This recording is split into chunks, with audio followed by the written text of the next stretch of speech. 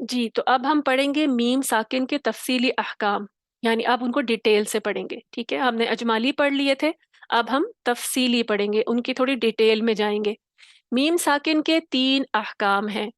پہلے ہم نے میم ساکن کی 3 صورتیں اجمالی میں پڑھ لی تھی نا، ساکن ہے، مشدد ہے اور متحرک ہے. اب یہاں پہ میم ساکن کے احکام پڑھیں گے ہم، کہ میم ساکن کے 3 حکم ہیں اور 3 احکام ہیں.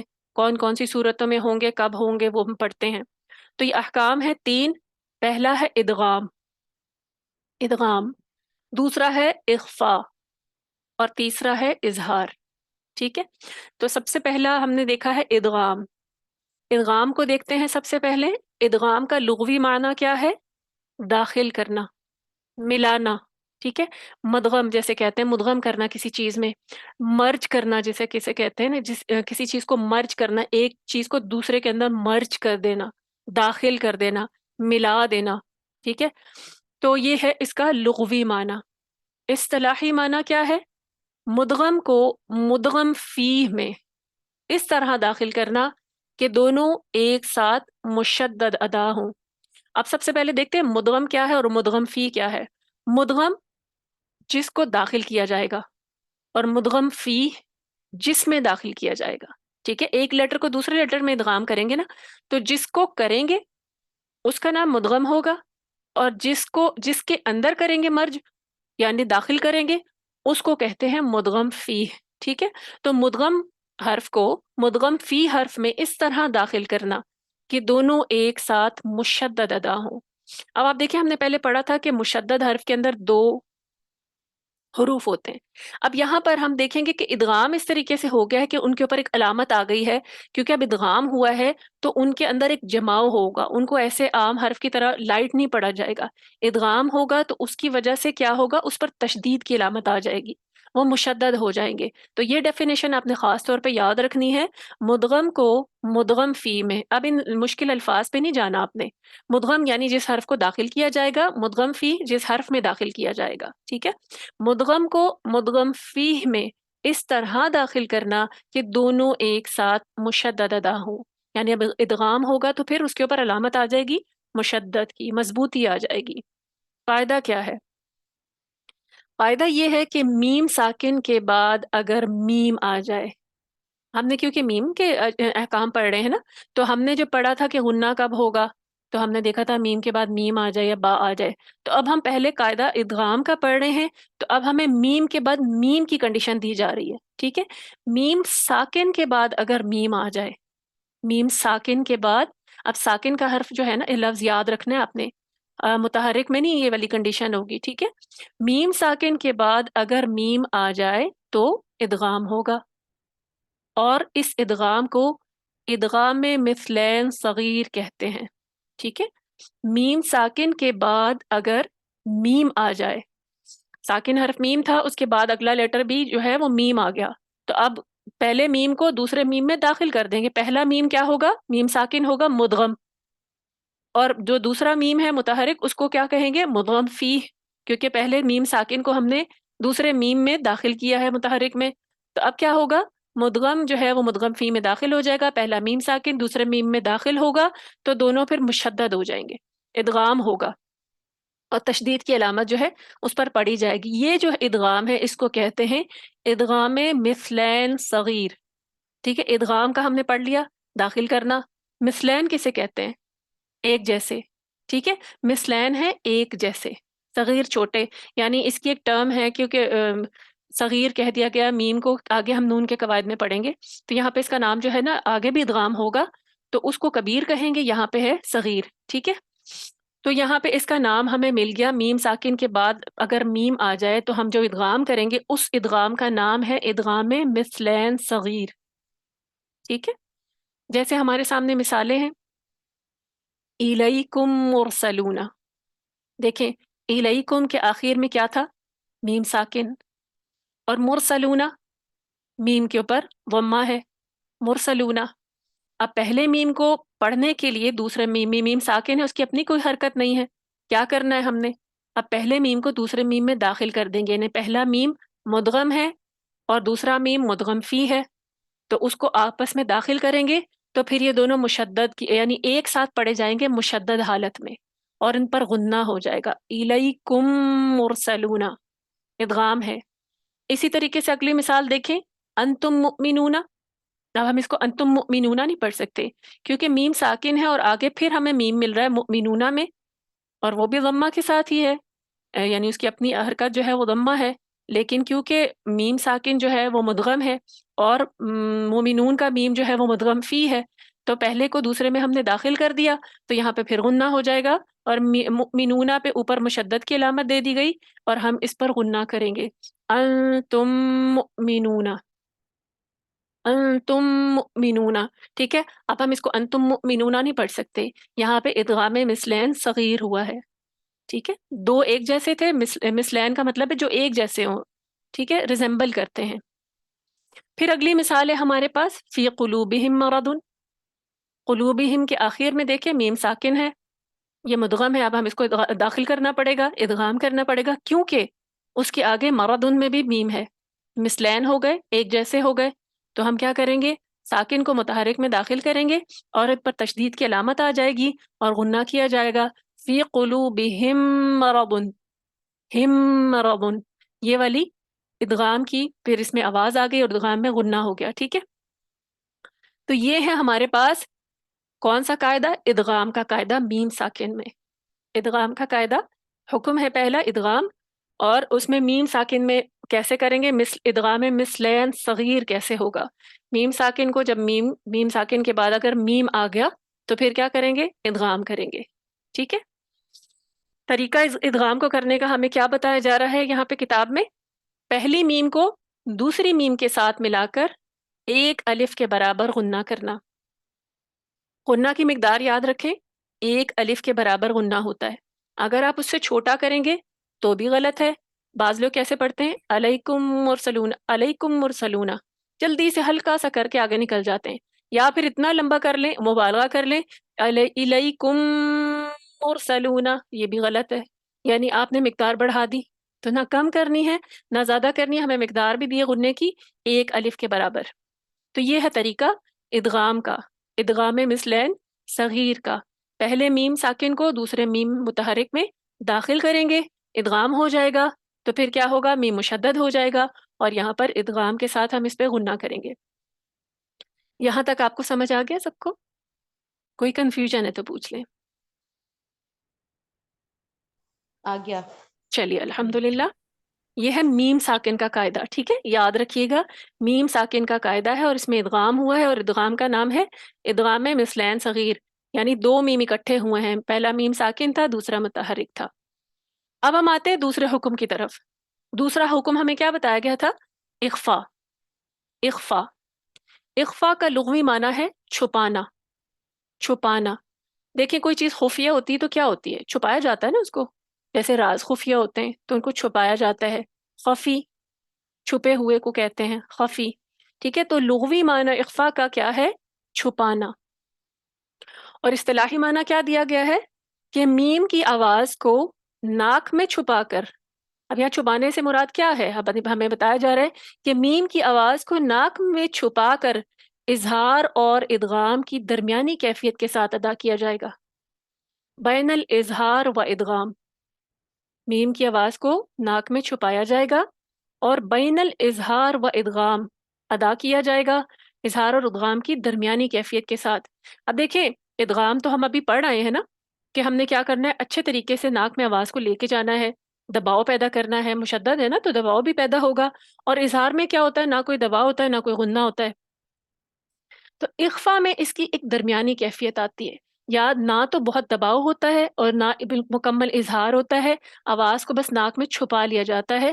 جیسے یعنی اس کی ہم آگے مثال دیکھتے ہیں، وَمَن يَعْتَصِم بِاللَّهِ. ٹھیک ہے، اس کی مثال دیکھتے ہیں آگے. پہلے ہم قاعدہ پڑھتے ہیں. قاعدہ کیا ہے، میم ساکن کے بعد اگر با آ جائے، ایک ہی لیٹر ہے اور ایک ہی لیٹر میم ساکن کے بعد جب آئے گا تو یہ اخفا ہوگا. ٹھیک ہے، جو پہلا ادغام ہے اس کو نہ آپ لکھ لیجئے گا ادغام شفوی. ٹھیک ہے، شفوی کیوں کہیں گے، کیونکہ میم شفتان سے ادا ہوتا ہے، ہم نے اس کا مخرج پڑھا ہے نا، حروف شفویہ میں سے ہے.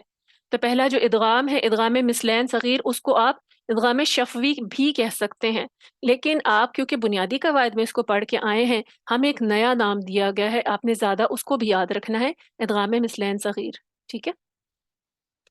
اچھا، اب ہم اخفا کی طرف آئے تھے تو ہم نے دیکھا، اچھا ہمیں قاعدہ بتایا جا رہا ہے میم ساکن کے بعد اگر با آ جائے، میم ساکن ہوگا اور با آئے گا تو آپ یہاں پہ ادغام نہیں کریں گے، نہ کوئی مدغم ہے نہ مدغم فی، یہاں پر اخفا ہوگا، یعنی ایک کو مکمل دوسرے میں داخل نہیں کریں گے، صرف آواز کو ناک میں چھپائیں گے، ٹھیک ہے؟ اور کس کی آواز کو؟ میم کی آواز کو، با کی آواز کو نہیں چھپانا، میم کی آواز کو چھپانا ہے، اور یہ جو چھپانا ہے، یہ جو خفی کرنا ہے آواز کو، اس کو اخفا کہتے ہیں، اخفاء شفوی، اخفاء شفوی، یعنی میم کی آواز کو چھپایا تھا، میم کا تعلق شفتین سے ہے، تو اس لیے اس نسبت سے اس کو نام دیا گیا ہے اخفاء شفوی، ٹھیک ہے؟ اخفاء شفوی۔ اب ہم دیکھتے ہیں، اس کی مثالیں ہمیں دی گئی ہیں، وَمَن يَعْتَصِم بِاللَّهِ، ٹھیک ہے؟ يَعْتَصِم بِاللَّهِ۔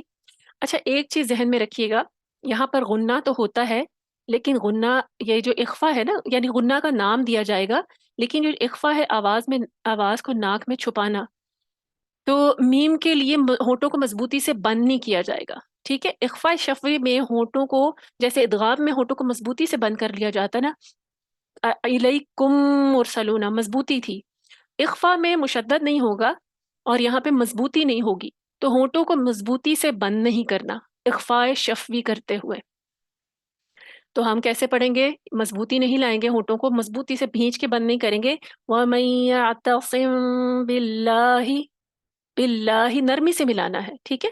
اور آواز کو ناک میں چھپا لینا ہے، علیکم بوکیل، اگر میں پڑھوں گی علیکم بوکیل تو یہ ادائیگی غلط ہوگی، آپ نے ہونٹوں کو مضبوطی سے نہیں بھینچنا، نرمی کے ساتھ ملانا ہے، نرمی کے ساتھ ملانا ہے، علیکم بوکیل۔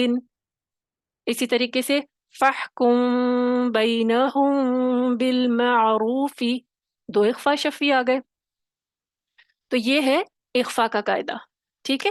اخفاء کا قاعدہ، اخفاء شفوی کا قاعدہ، اخفاء شفوی، یہ یاد رکھیے گا، شفوی اگر آپ نہیں بولیں گے تو آئیڈیا نہیں ہوگا، کیونکہ آگے اور بھی اخفاء کی قسم آئے گی، تو میم کا قاعدہ جب آپ پڑھیں گے، میم کا حکم آ رہا ہوگا تو آپ نے اس اخفاء کو اخفاء شفوی خاص طور پر مینشن کرنا ہے، تاکہ مکس نہ ہو کہ آپ کون سا قاعدہ بتا رہے ہیں۔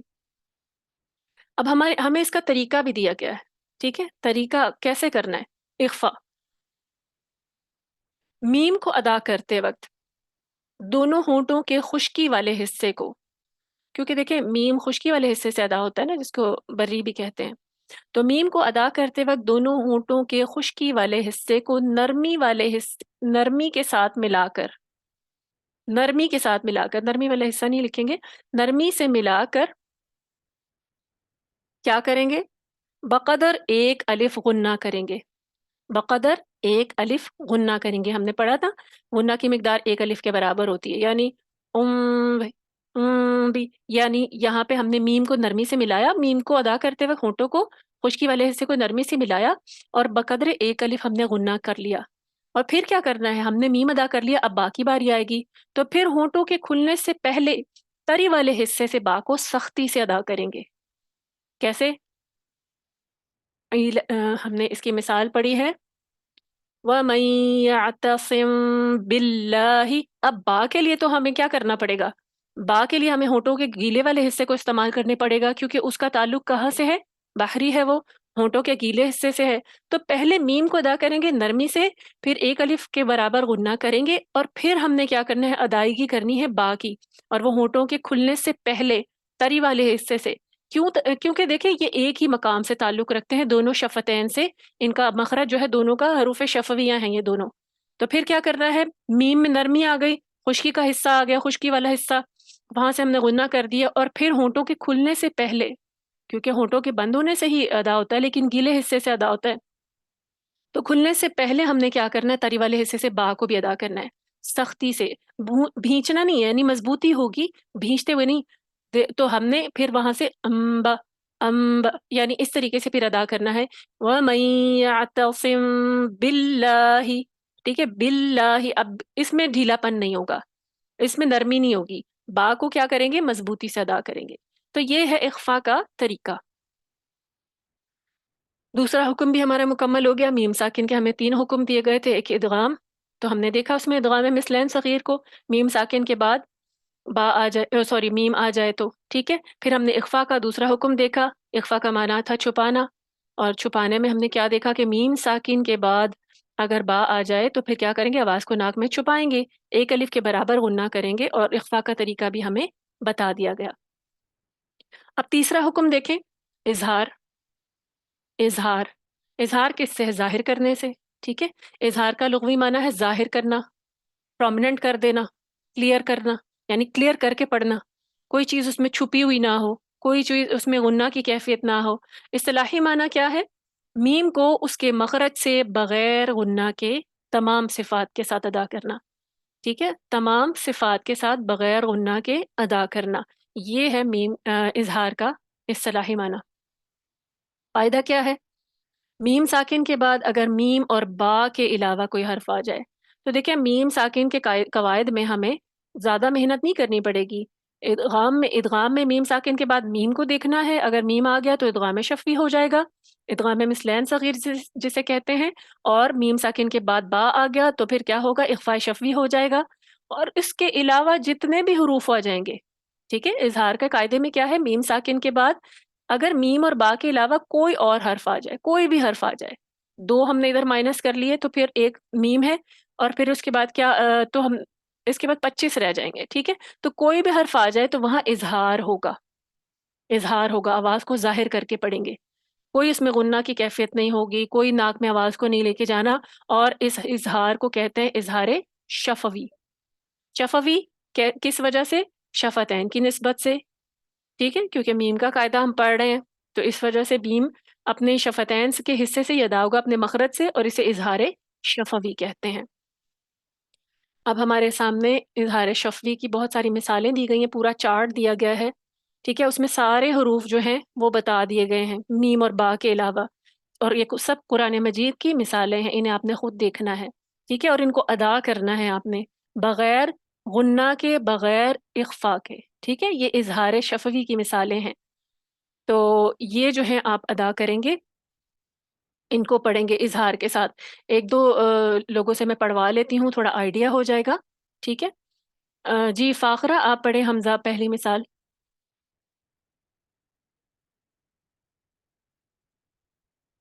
سما آپ پڑھ لیجئے.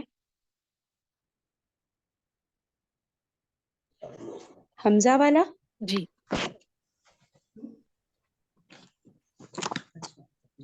جعلناکم، میرے پاس مس ہو رہا ہے، ایک منٹ، مجھے نا اسکرین صحیح نظر نہیں آ رہی ہے، میرے نیٹ کا ایشو ہے. اور ٹھیک ہے. بل جعلناکم مون پہ نہیں مشدد ہے نا؟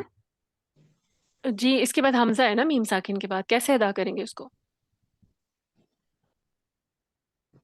چلیں دوسرے پڑھتے ہیں. اب اسکرین آپ کو نہیں شو ہو رہی تو پھر فاخرہ پڑھیں. چلیں نہیں، میرا نا نیٹ کا ایشو ہے، اور میں 2 دفعہ میں نے دوبارہ، میں 1 منٹ دوبارہ کرتی ہوں اس کو. میں جی پڑھوں؟ جی فاخرہ پڑھیں. جعلناکم امتن، ٹھیک ہے، شاباش، بارک اللہ. جی فرحانہ. جعلناکم نہیں ماں نہیں ہے، امتن ہے، امتن ہے. ٹھیک ہے جی، اگلا آپ پڑھیں. فرحانہ آپ پڑھ لیجیے اگلا. کنتم تدرسون. ٹھیک ہے، شاباش. اچھا، اس سے اگلا پڑھیں گی سمینہ الوی. سا کو پڑھیں اظہار کے ساتھ. کیسے پڑھیں گے سا والی مثال میں؟ بسم اللہ الرحمن الرحیم فجلدوہم ثمانین. یہ تو آپ نے اظہار نہیں کیا، یہاں تو اچھی خاصا ٹائم لگا لیا، غنہ بھی ہو گیا. کیسے پڑھیں گے؟ میں کرتی ہوں. فجلدوہم ثمانین. اچھا، یہ تو آپ نے ایک طریقے سے وقف اور ساکن کی حالت میں پڑھا نا، اب آپ اس کو روانی کے ساتھ پڑھیں ایک دفعہ. فجلدوہم ثمانین. آواز کو روکنا نہیں ہے، سکتہ کی کیفیت ہے. دیکھیں آواز کو بند نہیں کرنا. فجلدوہم ثمانین، اگر آپ رکیں گے نا فجلدوہم ثمانین تو یہ سکتہ کی کیفیت آ جائے گی. پڑھیے. فجلدوہم ثمانین. شاباش، یہ ہے اظہار. ٹھیک ہے، بارک اللہ، بارک اللہ فیکی. جی نائلہ اگلا آپ پڑھیں.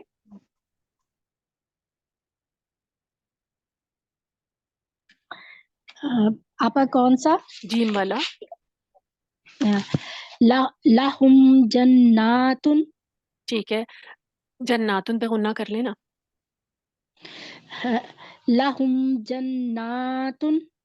ठीक है, शाबाश। अच्छा, इसमें जरा सा भी टाइम नहीं लगाना। अगर आपने मीम की आवाज को इजहार के वक्त ना जरा सा भी आवाज को दबा लिया ना तो गुन्ना की कैफियत पैदा हो जाएगी। गो कि आपका इरादा नहीं था, आपको पता था जी यहाँ गुन्ना नहीं करना। अगर आप लहुम जन्नातिन जरा सा भी दबाएंगी तो गुन्ना की कैफियत पैदा हो जाएगी। उसको भी नहीं लाना, मुकम्मल जाहिर करके पढ़ना है मीम को।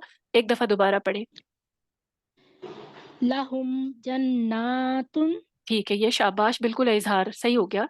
जी समीना नईम, अगला आप पढ़े।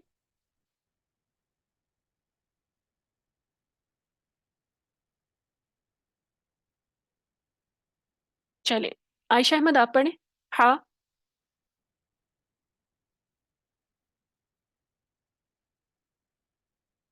जी अभी फ़क़तुलूहुम हैथु शाबाश, ठीक है, बारकल्ला, ये ठीक है। समा आपकी आवाज़ ना ब्रेक हो रही है। अभी आपके पास इंटरनेट इशू है तो वो हम तक सही नहीं पहुंच रही। जी शकीब, अगला आप पढ़िए। कुम फक्तुलुहुम मैम, नहीं, हा हा हा, इससे फक्तुलुहुम नेक्स्ट वाला पढ़िए। हैसु कुंतुम खैरा उम्मतिन। ठीक है, शाबाश, बारकल्ला, हमने इजहार को देखा, इजहार ठीक हो गया अल्हम्दुलिल्लाह। जी हिरानुमान आप पढ़िए। लकुम दीनुकुम। बिल्कुल ठीक है, ये है इजहार, अल्हम्दुलिल्लाह, ठीक पढ़ लिया आपने अल्हम्दुलिल्लाह। हमारा आप पढ़े। राल, जाअतहुम ज़िक्राहुम, काफ को नहीं हिलाना, दोबारा पढ़े एक दफा। जाअतहुम ज़िक्राहुम। ठीक है, हुम की आवाज जरा भी नहीं लंबी करनी। एक दफा और पढ़ें और जाहिर करें इसको। जी, जाअतहुम ज़िक्राहुम। अब ठीक है, जाहिर हो गया बिल्कुल। बारकल्ला फीकी। जी सना आप पढ़े अगला, क़ुरा पढ़े। बअस फीकुम रसूला। ठीक है, शाबाश, बारकल्ला। जी साइमा अरशद आप पढ़े अगला, आपने बौद वाला पढ़ना है।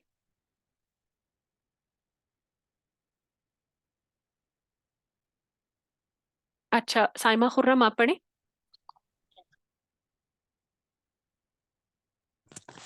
अस्सलाम वालेकुम। आप पे जॉद वाला शो नहीं हो रहा। आज ना मेरा ख्याल है नेट का ही कोई इशू है जो नहीं पहुंच रही सब तक स्क्रीन। जिनको शो हो रहा है अभी हैंड रेस करें, वो पढ़ लें। इन द मीन वाले साइमा आप इसके बाद पढ़िएगा। स्क्रीन वैसे मैंने शो की भी है। अभी कौन रहता है? समीना नईम आप हैं जिन्होंने पढ़ लिया उनके अलावा। नाइला ने भी पढ़ लिया है। समा आप पढ़े। ज़ौद वाला। जी ज़ौद वाला, युज़िल्लहुम ज़लाला। बिल्कुल ठीक है, ये है इजहार। जी साइमा अरशद आप पढ़े, माइक खोलिएगा। जी बाजी, मैं लॉज वाला ही पढ़ना है। पौ पौ, जी बाजी, अज़हबतुम तय्यिबातिकुम। दोबारा सही तरह करके पढ़ें। बा पे कलकल आवाजें करें। तो ये बात, ये तो में इस्तेला की जो सिफ्त है आवाजें करें। जी जी बाजी,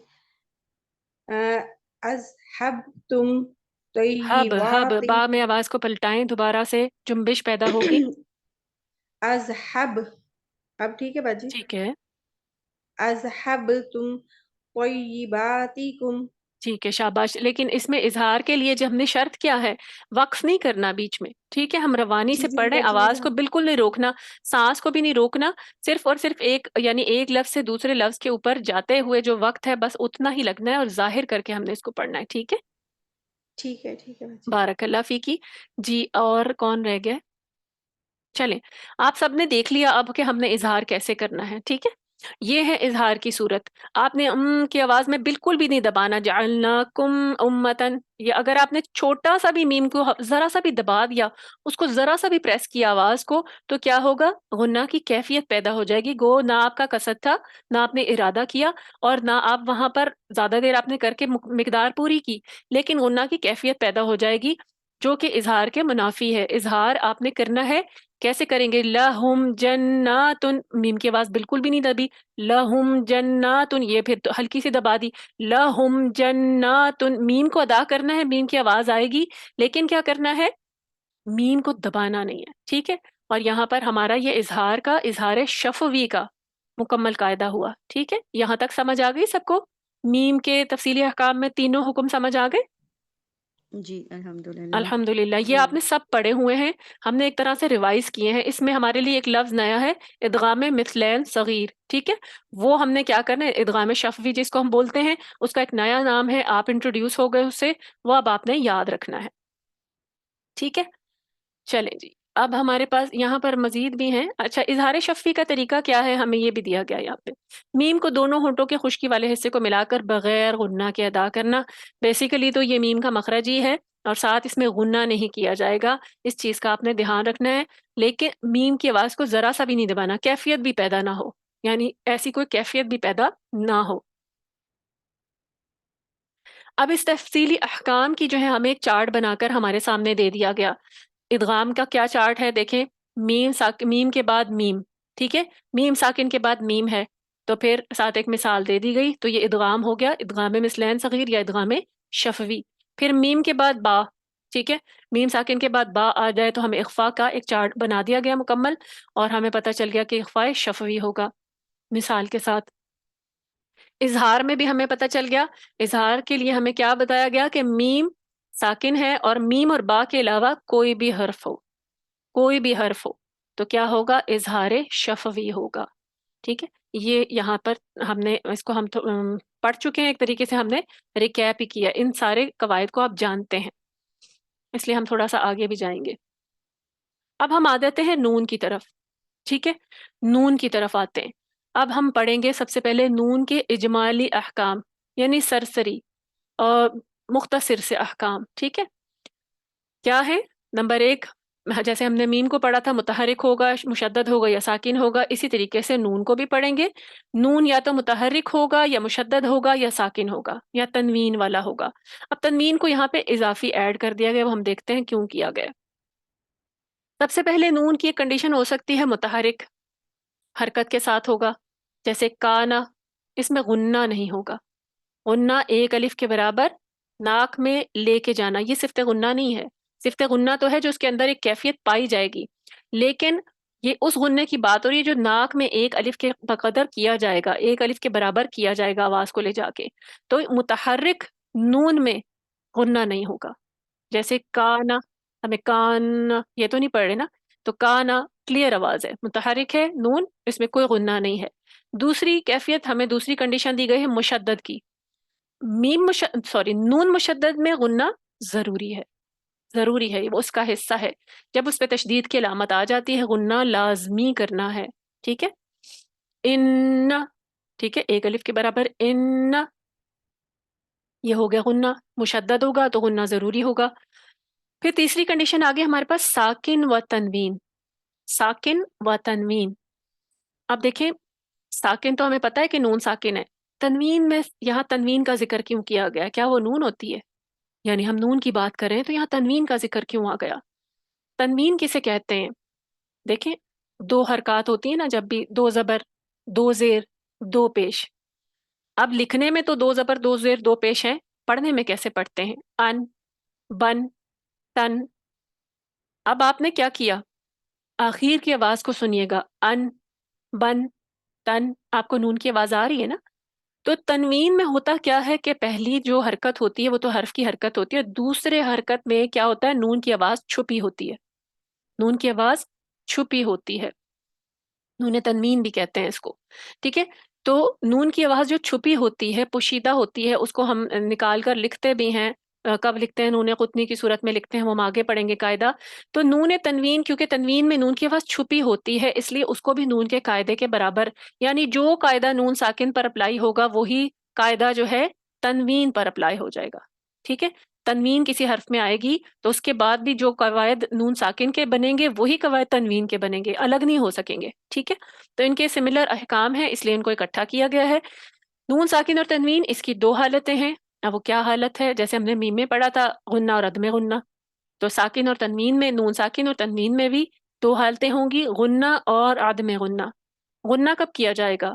جب نون ساکن اور تنوین کے بعد نون ساکن ہوگا یا پھر تنوین ہوگی، ٹھیک ہے؟ نون ساکن یا تنوین کے بعد حروف حلقی، ہمیں پتہ ہے حلقی کون سے ہیں؟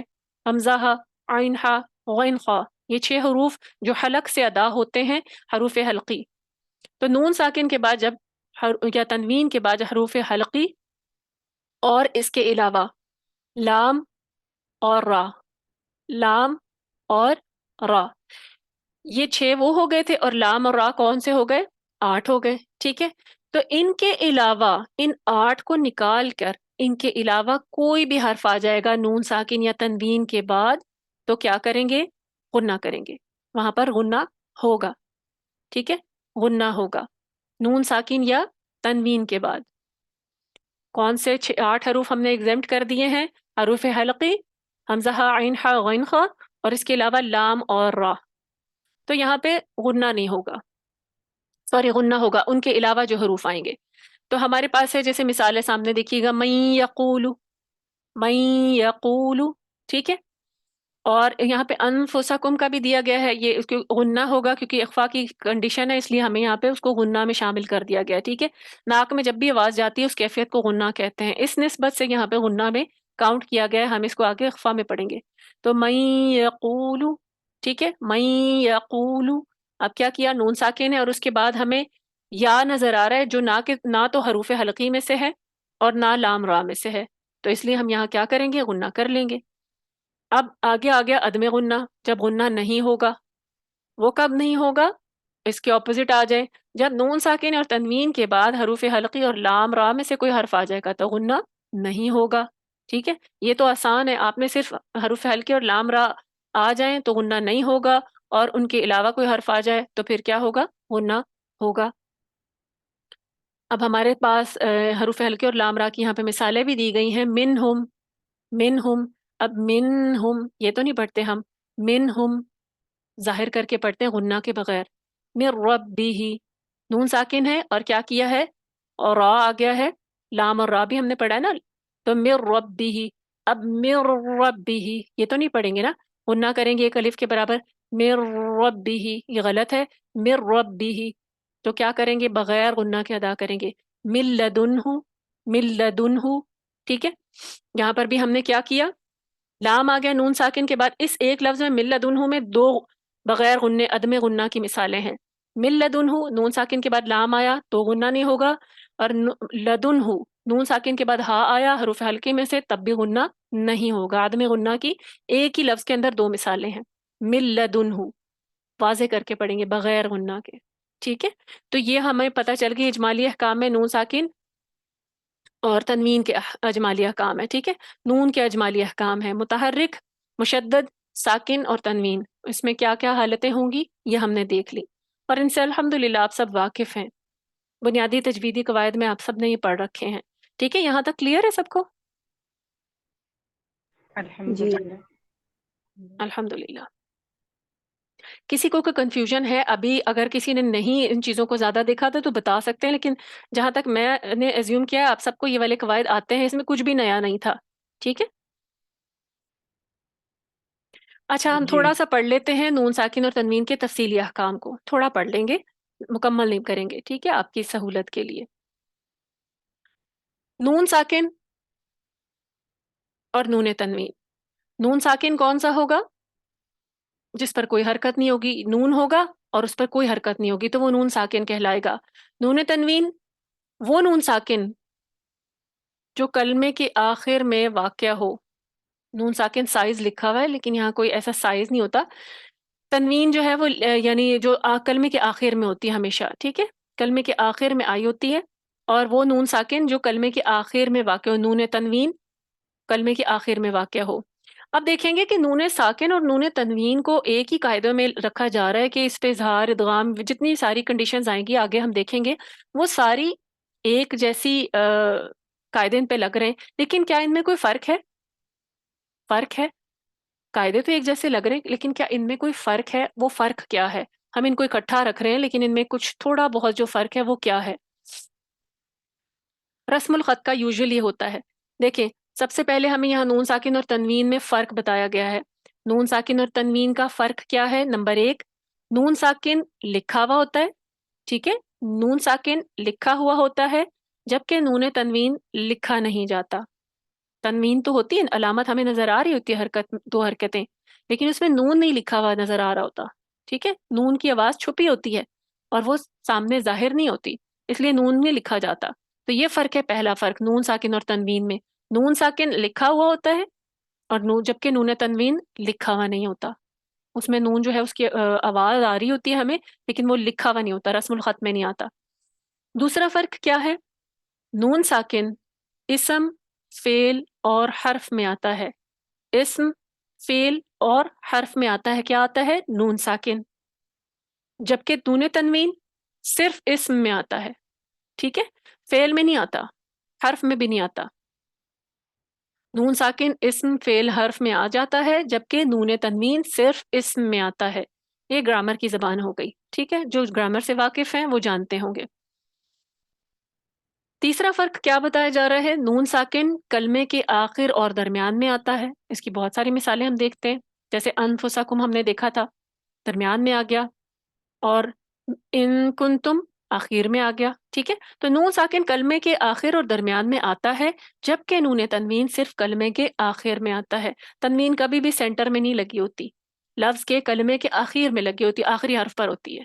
ٹھیک ہے، اور چوتھا فرق ہمیں کیا بتایا جا رہا ہے؟ نون ساکن وقفاً وصلاً پڑھا جاتا ہے، وقفاً وصلاً پڑھا جاتا ہے، جبکہ نون تنوین صرف وصلاً پڑھا جاتا ہے، وصلاً پڑھا جاتا ہے. یعنی نون ساکن جو ہے جب اس کو پڑھ رہے ہیں تو وقف کی صورت میں بھی پڑھا جائے گا اور وصل کی صورت میں بھی، دونوں صورتوں میں پڑھا جائے گا، جبکہ نون تنوین صرف وصلاً پڑھا جاتا ہے. یعنی جب ہم اس کو ملا کے پڑھ رہے ہوتے ہیں تب وہ نون تنوین پڑھا جا رہا ہوتا ہے. اگر وہ آخر میں آ جائے حرف کے تو کیا کریں گے؟ یعنی وہ ویسے ہی پڑھا جائے گا اس کو. یعنی اگر فرض کریں آپ 2 زبر کی تنوین ہے، جیسے ہم اس کو ایک الف سے بھی بدلتے ہیں، وہ بھی ایک کنڈیشن ہے. تو اس میں کیا ہمیں بتایا جا رہا ہے کہ وقفاً وصلاً نون ساکن تو پڑھا جائے گا اور نون تنوین جو ہے وہ صرف وصلاً پڑھا جائے گا، اس کی حرکت جو ہے وہ واضح ہوگی. ٹھیک ہے، یہ ہو گیا ہمارے پاس نون ساکن اور تنوین کا فرق. اچھا، اب آگے ہیں اس کے احکام. ان کو ہم کر لیں گے کل. ٹھیک ہے، ان کو ہم انشاءاللہ کل کریں گے. جو آپ نے پیچھے پڑھا ہے ساروں کو آپ نے اچھے طریقے سے ریوائز کرنا ہے. کوئی اس میں کوشچن ہو تو پوچھ سکتے ہیں، وہ ساری وہی بنیادی چیزیں ہیں بیسیکلی، لیکن پھر بھی آپ کو تھوڑا سا ٹائم آپ نے ٹیسٹ بھی کرنا ہے، اس لیے آگے زیادہ اس پہ برڈن نہیں ڈالنا آپ کے اوپر. جنہوں نے ٹیسٹ کرنا ہے ان کے لیے تاکہ آسانی رہے. یہاں تک آپ کا لیسن ہو گیا. ٹھیک ہے، اب ہم تھوڑا سا اس پہ آ جاتے ہیں ریسیٹیشن پر.